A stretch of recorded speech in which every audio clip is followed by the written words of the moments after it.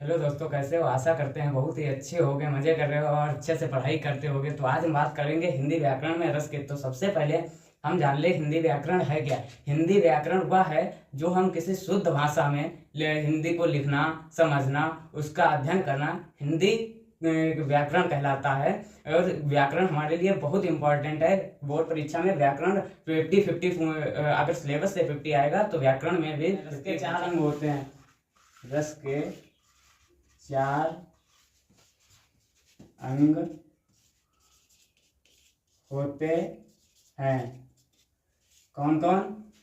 Number 1 स्थाई भाव, स्थाई भाव। नंबर 2 विभाव। नंबर 3 अनुभाव,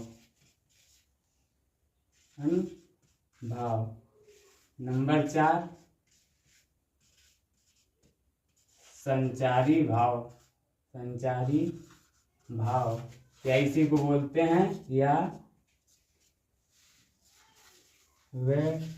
व्यभिचारी, व्यभिचारी भाव। स्थायी भाव रस रूप में परिणित तथा मनुष्य के हृदय में स्थायी रहने वाले भावों को स्थायी भाव कहते हैं। ये 9 प्रकार के होते हैं। स्थायी भाव हमारे 9 प्रकार के होते हैं तथा वो आचार्यों द्वारा एक रस बढ़ाया गया था। कौन सा रस? वात्सल्य रस। तो वात्सल्य रस का स्थायी भाव वात्सल्य या रति होता है। मतलब अब तो हम देखेंगे अपने स्थायी भाव कौन?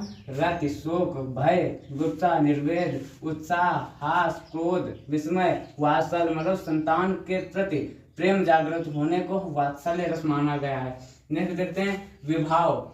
स्थायी भाव जिसके कारण जागृत होते हैं उसे विभाव कहते हैं। इसके 2 भेद होते हैं। कौन कौन? आलंबन विभाव तथा उद्दीपन विभाव। आलंबन क्या है? विभाव क्या है? जिस व्यक्ति या वस्तु के कारण जागृत होने वाले स्थायी भाव को आलंबन विभाव कहते हैं। ये भी 2 प्रकार के होते हैं। कौन कौन? आश्रय विलंबन और विषय आलंबन। आलंबन विभाव के 2 भेद होते हैं, जैसे कि आश्रय आलंबन, विषय आलंबन। तो आश्रय आलंबन जिसके मन में कोई विशेष भाव जागे उसे आश्रय आलंबन कहते हैं। विषय आलंबन क्या है? जिसके कारण मन में मतलब जिसके कारण मन में भाव जागे वह विषय आलंबन होता है। जैसे कि उदाहरण के तौर पर देखें, यदि राम के मन में सीता के प्रति प्रेम का भाव जागता तो राम आश्रय और सीता विषय। दूसरा देखते हैं उसी का उद्दीपन विभाव। वे परिस्थितियां जिनको देखकर मन में स्थायी भाव जागृत होते हैं उसे उद्दीपन विभाव कहते हैं। जैसे कि अभिनेत्री को देखकर अभिनेता के मन में रति भाव का भाव जागृत होता है। अगला देखते हैं अनुभाव। मन के भाव व्यक्त करने के लिए शारीरिक के विकार उत्पन्न होता है उसे अनुभाव कहते हैं। तीसरा नंबर है अनुभाव। मन के भाव व्यक्त करने के लिए तो शरीर के विकार उत्पन्न होते हैं उसे अनुभाव कहते हैं। ये 4 प्रकार के होते हैं। कौन कौन? सात्विक शरीर से किए हुए, मानसिक मन से किए हुए, कायिक तथा आहार। और चौथा है संचारी भाव। वे भाव जो पानी के बुलबुले की तरह आकर चले जाते हैं लेकिन स्थायी भाव प्रश्न करते हैं, संचारी भाव कहलाते हैं। ये 33 प्रकार के होते हैं, जैसे असूया, मत, सम, अल्यास, दीनता, चिंता, मोह आदि। वैसे 33 लिखा है लेकिन आने की जगह भी नहीं है तो हमने इतने लिखा है, बाकी होते तो 33। रस होता क्या है? रस वह है किसी नाटक को या किसी कहानी को या किसी रस मतलब किसी कथा को सुनने में जो हमें रस आनंद प्राप्त होता है उसे हम रस कहते हैं। रस हमारे कितने प्रकार के होते हैं? 9 तथा आचार्यों द्वारा एक नया रस बताया गया है जिसे वात्सल्य रस कहते हैं। रस कौन कौन होते हैं? देखते हैं रस 9 प्रकार के होते हैं तथा आचार्यों द्वारा 10वां रस वात्सल्य बताया है। रस देखते हैं रस कौन कौन से होते हैं?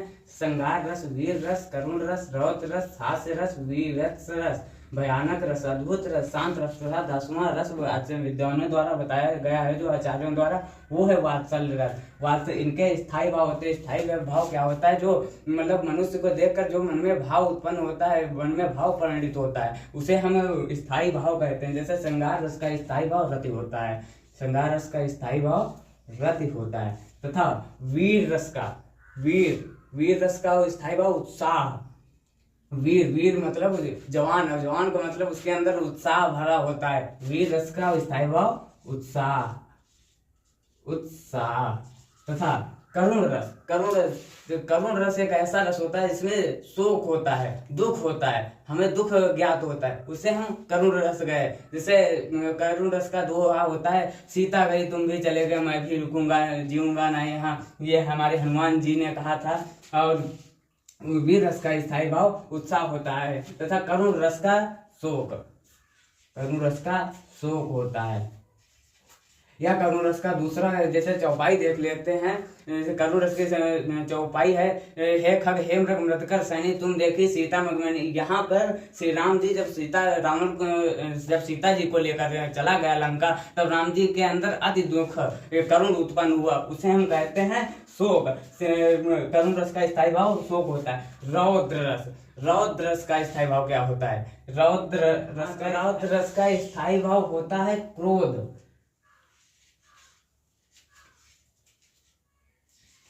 क्रोध। तथा हास्य रस का, हास, या इसे बोलते हैं हास का मतलब होता है हंसी। हंस हंस वाजे देख दूल्हा दिगंबर को, शंकर जी के बारे में बताया गया है, हंस हंस भागे देख दूल्हा दिगंबर को, इसे कहते हैं हास्य। विभत्स, विभत्स रस का होता है जुगुप्सा,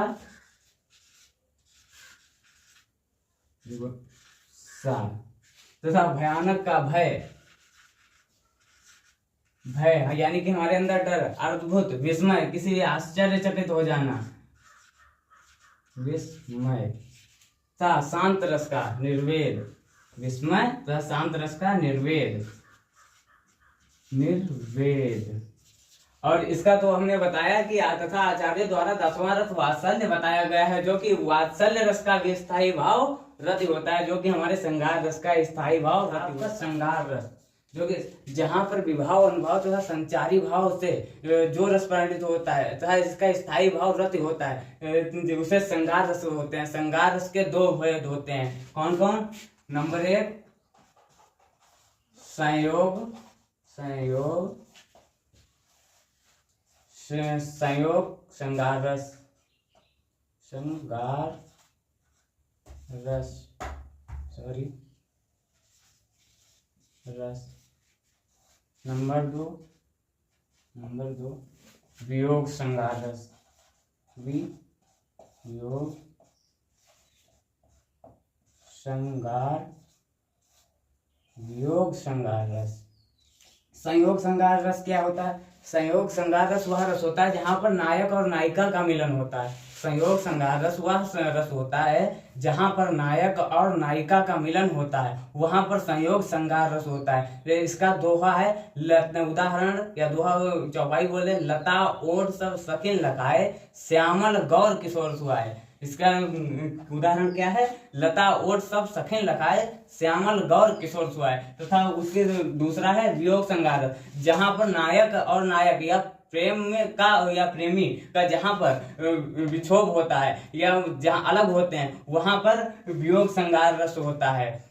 जैसे हे खग हे मृग मृतकर सैनी तुम देखी सीता मृगनयनी, यही होता है उदाहरण होता है संयोग श्रृंगार रस। जहाँ पर नायक और नायिका का मिलन होता है वहां पर संयोग श्रृंगार रस होता है। लता ओट सब सखिन लखाए श्यामल गौर किशोर सुहाए। वियोग श्रृंगार रस, जहाँ पर नायक और नायिका का विक्षोभ होता है वहां पर वियोग श्रृंगार रस होता है। ये उदाहरण देखते हैं, हे खग हे मृग मधुकर श्रेणी तुम देखे सीता मृगनयनी। यहाँ पर श्री राम जी से वन में जाते हैं, जब सीता माता की खोज करते हैं तब वहां यह बात कहते हैं कि हे खग हे मृग, हे खग निष्पक्षी, हे मृग वहां के जीव जंतु, मधुकर श्रेणी तुम देखी सीता मृगनयनी। हे खग हे पंछियों, हे यहाँ के नरों, हे जानवरों, ये बताओ क्या तुमने मेरी सीता को कहीं देखा है या जाते हुए देखा है? तो उसी के बारे में होता है। यहाँ पर राम और सीता का विक्षोभ हुआ, इसीलिए बताया गया है जहाँ पर नायक और नायिका का विक्षोभ होता है वहां पर वियोग श्रृंगार रस होता है। जैसे कि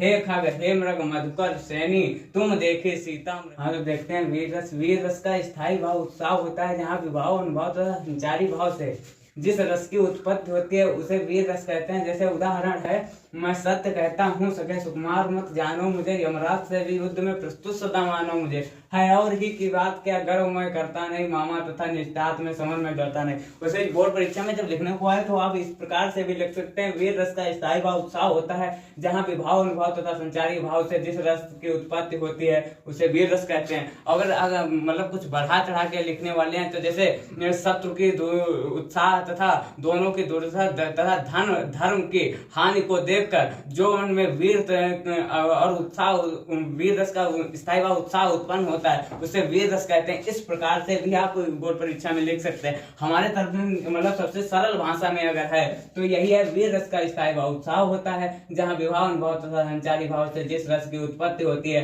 या जो रस परिणित होता है उसे वीर रस कहते हैं। तो उदाहरण है, मैं सत्य कहता हूँ सके सुकुमार मत जानो, मुझे यमराज से युद्ध में, जो कि बहुत इंपॉर्टेंट है, वेरी इंपॉर्टेंट, जो कि हास्य रस है। हास्य रस का स्थायी भाव हास होता है, जहाँ पर किसी व्यक्ति या वस्तु की असाधारण वेशभूषा, चेष्टा, वाणी देखकर या सुनकर जो आनंद विनोद प्राप्त होता है वहां पर हास्य रस होता है। जैसे कि नाना वाहन नाना वेशा, नाना वेश अनेक प्रकार के वाहन, नाना अनेक प्रकार के वेश, विहसे शिव शंकर समाज निज देखा, मतलब अनेक प्रकार के वाहन अनेक प्रकार की वेशभूषा देखकर शंकर जी समाज को देखा।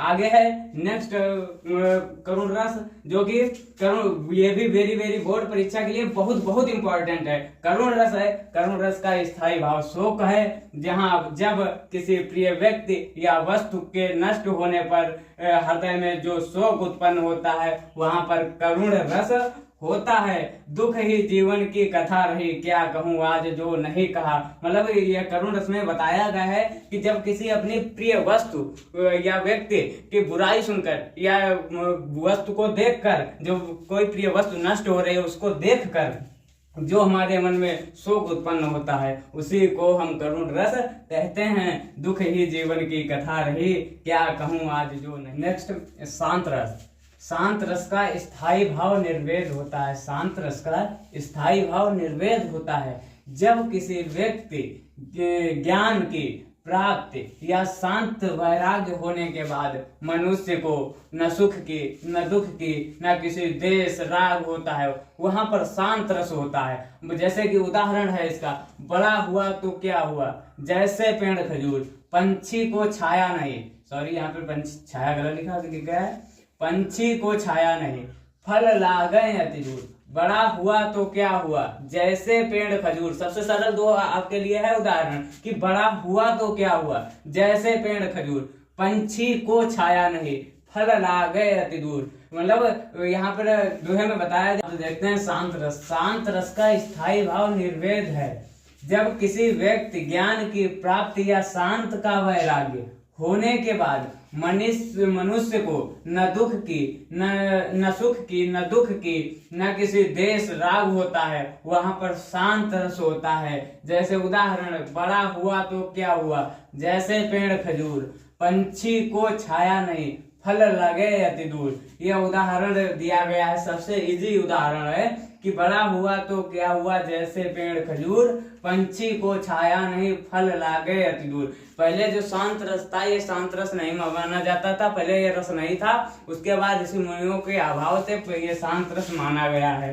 ठीक है, तो आगे देखते हैं भयानक रस। भयानक रस का स्थायी भाव भय होता है जब किसी भयानक वस्तु या दुखद घटना को याद कर मन में जो व्याकुलता यानी कि भय उत्पन्न होता है, डर उत्पन्न होता है, वहां पर भयानक रस होता है। एक और अजगर लग, एक और मृगराय, बिलक बटोही बीच में परे मूर्छा खाए। ये भयानक रस डर, भयानक मीन्स होता है डर, और जो किसी दुर्घटना या किसी मान लीजिए किसी एक्सीडेंट को देखकर जब आपके मन में मतलब डर उत्पन्न होता है उसी को हम कहते हैं भयानक रस। भयानक रस का स्थायी भाव भय है जब किसी भयानक वस्तु या दुखद घटना को याद कर जो मन में व्याकुलता उत्पन्न होती है वहां पर भयानक रस होता है। या इस प्रकार से भी लिख सकते हैं, जहाँ विभाव अनुभव तथा हंचारी भाव को किसी व्याकुलता या किसी दुर्घटना को देखकर जो मन में व्याकुलता उत्पन्न होती है वहां पर भयानक रस होता है। इसका उदाहरण है एक और सूरज गरह लग, एक और मृगराय बिकल बटोही बीच में। वात्सल्य रस का स्थायी भाव रति होता है जब माता पिता को अपने पुत्र के प्रति प्रेम जागृत होता है, वहां पर वात्सल्य रस होता है।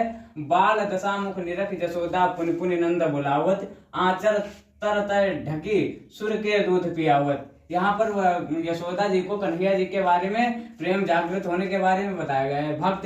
भक्ति रस का स्थायी भाव देवरति होता है, इसका भी श्रृंगार रस का स्थायी भाव रति होता है, वात्सल्य रस का स्थायी भाव रति होता है, और भक्ति रस का स्थायी भाव देवरति होता है, क्योंकि भक्ति रस भगवान के लिए बताया गया है। तो भक्ति रस का स्थायी भाव देवरति होता है, जहाँ ईश्वर के प्रति प्रेम, उनके गुणों का गान करना तथा उनकी प्रशंसा करने में भक्ति रस की व्यंजन होता है।